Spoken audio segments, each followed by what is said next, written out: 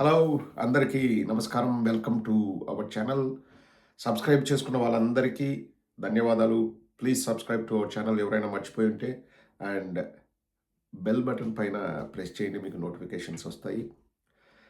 జయప్రకాష్ నారాయణ తెలుగు రాష్ట్రాల్లో పరిచయం అక్కర్లేని పేరు.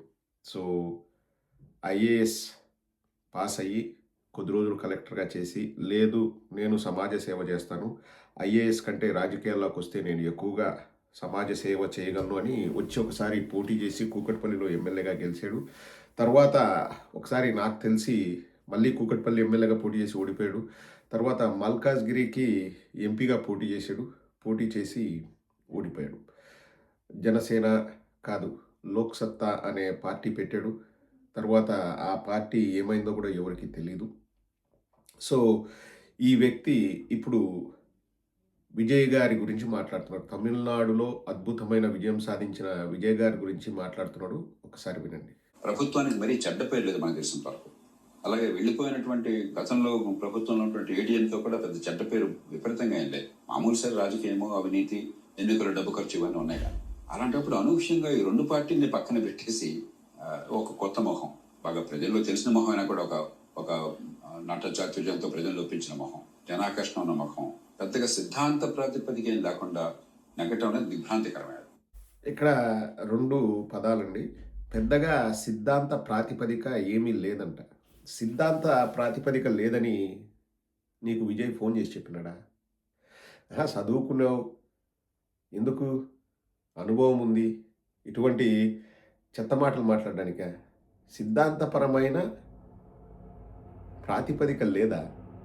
పేదవాడికి మంచి చేయాలన్న దానికంటే ఇంకా ప్రభుత్వానికి సిద్ధాంతపరమైన ప్రాతిపదిక అవసరం లేదు. జయప్రకాష్ నారాయణ, నేను టీవీకే వాళ్ళ మేనిఫెస్టో పూర్తిగా చూడలేదు, కానీ వాళ్ళు అంటే తమిళనాడు ప్రజలందరూ గొర్రెలనే ఇతని ఉద్దేశము, లేకపోతే తమిళనాడు ప్రజలకు కులగజ్జి లేదు నాకున్నట్లనే ఇతని ఉద్దేశము?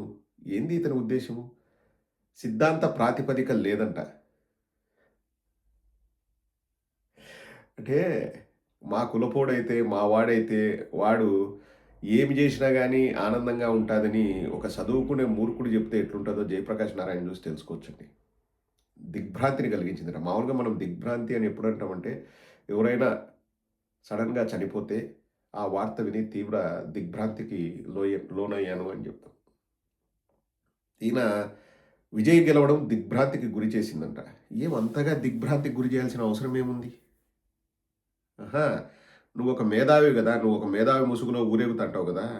ఇప్పుడు నాకు కూడా కొన్ని విషయాల్లో దిగ్భ్రాంతిని కలిగించాయి జయప్రకాష్ నారాయణ. ఇప్పుడు ఎలక్షన్స్ ముందు నేను 100 సార్లు చెప్పానండి, చంద్రబాబు నాయుడు ఇస్తున్న హామీలు అమలు కావాలంటే ఎలా అవుతుంది? మన దగ్గర ఏ బడ్జెట్ లేదు. బి, చంద్రబాబు నాయుడు పోయిన చోటల్లా ఏమన్నాడు? సంపద సృష్టిస్తా, ఆదాయం పెంచతా, ప్రజలకు పంచతా. ఇదే ఊపు, ఇదే డైలాగు, పెంచతా పంచతా అని చెప్తుంటే, ఆ రోజు ఆర్థిక మేధావి అయిన ఈ జయప్రకాష్ నారాయణ, ప్రజల్లారా, ఆంధ్రప్రదేశ్ ప్రజల్లారా, నేనే అన్నాను జగన్మోహన్ రెడ్డి గారు ఫ్రీబీస్ ఇస్తుంటే, ఉచితాలు ఇస్తుంటే శ్రీలంక అవుతుందని నేనే అన్నాను.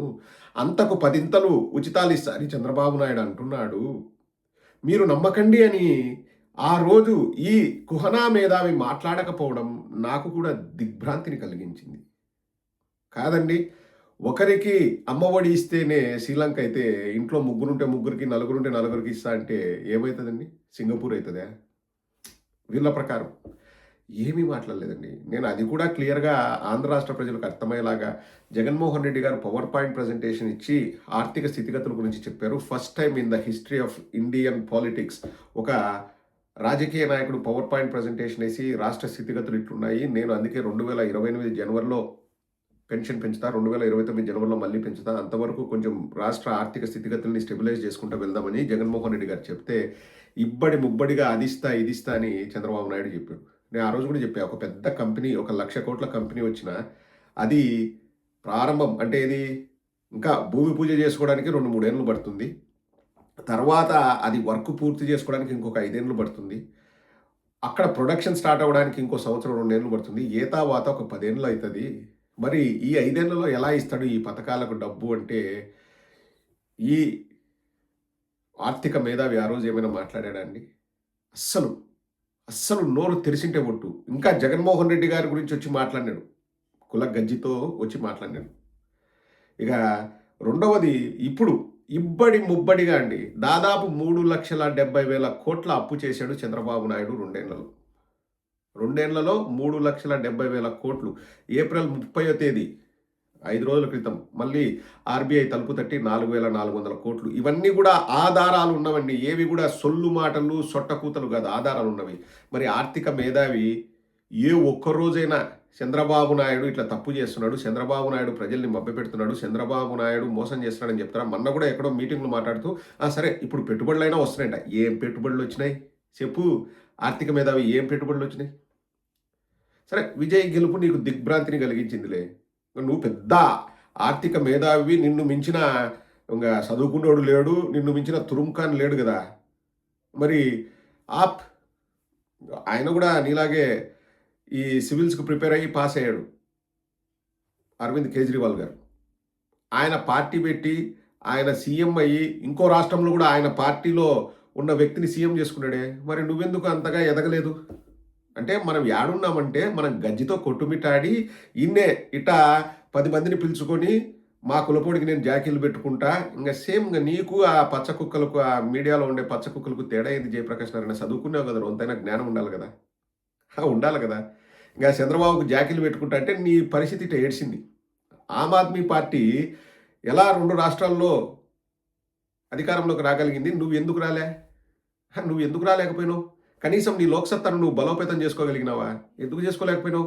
బికాస్ నీ నడవడిక, నీ డిటర్మినేషను, నీ డెడికేషను, నీ రెసిలియన్సు, నీ పట్టుదల, నీకుండే అది ఇది పనికొస్తుంది. ఇట్లా నువ్వు అమ్ముడు పోయినావా లేదా అంటే ఇంకా క్లియర్గా తెలుస్తుందండి. ఇంకా ఇంతకంటే ఆధారాలు ఉంటాయి. ఇప్పుడు విమర్శలు చేయాల్సిన వాళ్ళు, ప్రజల్ని దృష్టిలో పెట్టుకుని విమర్శలు చేయాల్సిన వాళ్ళు అందరినీ విమర్శలు చేయాలా, ఖచ్చితంగా చేయాలా. అందులో నువ్వు న్యూట్రల్ ముసుగులో ఉండేవాళ్ళు ఓన్లీ జగన్మోహన్ రెడ్డి గారిని విమర్శ చేస్తా. ఇప్పుడు విజయ్ వస్తే దిగ్భ్రాంతికి గురి చేసింది చంద్రబాబు నాయుడు. ఆ రోజు అలవిగాని హామీలు ఇస్తుంటే నీకు ఏమి దిగ్భ్రాంతికి గురి చేయలే కదా, నీకు ఏమి చేయలే, నీకు ఏమీ చేయలే, నీకేం అనిపిలే. ఇప్పటికి 3,70,000 అప్పు చేస్తుంటే ఎక్కడ చర్చ పెట్టాడు దాని గురించి? చర్చే ఉండదు, అస్సలు ఉండదు. ఇంకా దీన్ని ఏమనాలా? అమ్ముడు పోవడం కాకపోతే ఏమనాలా? జయప్రకాష్ నారాయణ సరే డబ్బులకు అమ్ముడుకోలేదనుకో, గజ్జి కోసం అమ్ముడుపోయినావా? విలువలకు తిలోదకాలు ఇస్తున్నావా? నీ నైతికతను దెబ్బ తీసుకుంటున్నావా? ఆలోచన చేయి. ఇప్పుడు ఎవరైనా కానివ్వండి, ప్రజలకు మంచి చేయాలంటే ఎవరిని విమర్శించాలి, లేకపోతే ఎవరికి హెచ్చరికలు జారీ చేయాలి? అధికారంలో ఉన్న వాళ్ళకి చెప్పాలి. ఏ రోజైనా ఇతను వచ్చి చంద్రబాబు నాయుడుకి ఇది తప్పు, చంద్రబాబు నాయుడు నువ్వు ఆ రోజు అబద్ధాలు చెప్పినావు, ఈ రోజైనా ఇప్పటికైనా కరెక్ట్ చేసుకొని ఏమైనా చెప్తాడా? 3,70,000 అప్పు అయితే ఏమన్నా మాట్లాడతాడా? మళ్ళీ నేను ఆర్థిక మేధావిని, మళ్ళీ మేధావి ముసుగు. ఇప్పుడు ఒక్కడైతే కరాఖండిగా చెప్పగలండి ఆంధ్ర రాష్ట్ర ప్రజలకి, ఇతన్ని తిట్టడం వల్ల నాకేమీ రాదు, ఇతను న్యూట్రల్ అయితే ఉండని, కానీ very dangerous to the society. ఇట్లా న్యూట్రల్ ముసుగేసుకొని లోపల లోపాయకారి ఒప్పందాలు చేసుకుంటూ బిహైండ్ ద క్లోజ్ డోర్స్ ఏవేవో మాట్లాడుకుంటూ బయటకు వచ్చేసి నేను స్టిల్ న్యూట్రలే అని మాట్లాడే వాళ్ళు ది మోస్ట్ డేంజరస్. ఇటువంటి వాళ్ళందరినీ చంద్రబాబు ఎరేసి పట్టుకుంటాడు. చంద్రబాబుకున్న నైపుణ్యం అదే. ఉన్నట్లుండి సడన్గా ఒకడు వస్తాడు, చంద్రబాబు పరిపాలన బాగుంది అంటాడు. ప్రజలంతా నానా ఇబ్బందులు పడుతుంటారు, ప్రజలంతా ఏంద్రా స్వామి ప్రభుత్వం అనుకుంటుంటారు. కానీ ఒకడు వస్తాడు సడన్గా వచ్చేసి చంద్రబాబు ప్రభుత్వం గ్రేట్ తెలుసా, చంద్రబాబు అద్దాల కోసం 2,500 ఖర్చు పెడతాడంటే చంద్రబాబు మొగోడు తెలుసా, వీరుడు సూర్యుడు అని సడన్గా ఎక్కడ లేనోడు వచ్చేసి మాట్లాడతాడు. మనం ఆశ్చర్యపోతాం, అవునా నిజమా అని. అటువంటి ఈ లిస్టులో ఫస్ట్లో ఉంటాడు ఈ జయప్రకాష్ నారాయణ. నువ్వు దిగ్భ్రాంతికి గురిగా, సైద్ధాంతిక ఏమీ ప్రాతిపదిక లేదంట విజయ్కి. నీకుంది కదూ, నీకుంది కదూ గజ్జితో సంకలనాకడం నీ సైద్ధాంతిక ప్రాతిపదిక, అంతే కదూ. చంద్రబాబును ఒక మాట కూడా నాకు ప్రజలు చూస్తున్నారులే, ఇంతకుముందు నీకు వాల్యూ ఉండేది. అందుకే ఏమైంది, నీ పొలిటికల్ జర్నీ ఏమైంది, సంకనాకిపోయింది. నీకుంది ఆ సైద్ధాంతిక ప్రాతిపదిక, కొంచెమైనా వాడు.